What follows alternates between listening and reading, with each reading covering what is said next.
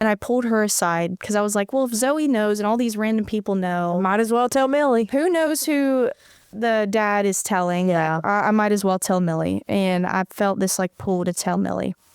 Well, she was like, she kind of giggled like she didn't believe me because, again, nobody would have thought that I was going to be doing this. And she said, can I take you back to your dorm room for a little bit after practice? And I was like, yeah, sure.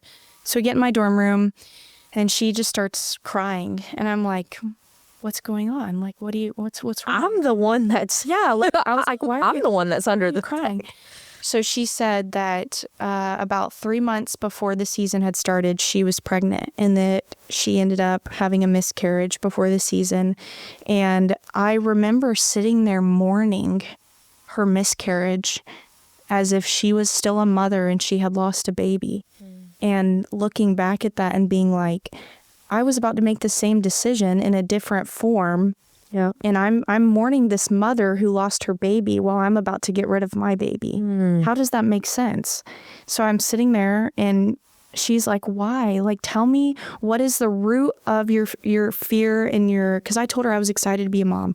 She said, what is the root of your fear in this? And I said, I can't go home and tell my parents. I can't go home, and part of it was selfishness of giving up a life that I had worked so hard for, and part of it was the disappointment that my parents, I knew they would be feeling. Yeah. And I just said, I can't do it.